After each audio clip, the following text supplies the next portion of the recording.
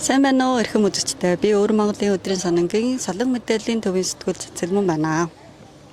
Одоо би Өргөнөө хотын Өнх Орос үндэстний шинд хүрээд ирсэн байна. Өнх Орос үндэстний шин бол Хятадын цорын ганц Орос үндэстний шин болно.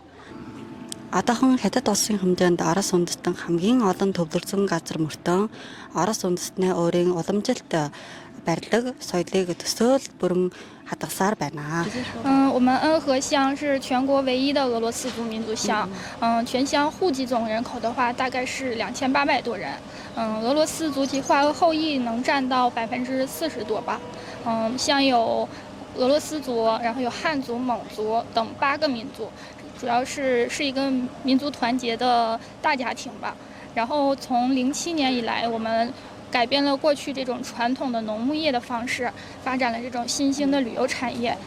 老百姓的这种生活生产水平也得到了一个很好的提高。乡里面的话也是通过维护一些改善基础设施，然后环境美化、绿化、亮化等行动等工作方式吧，来确保我们这个旅游有一个比较强的基底，能够吸引更多的游客来。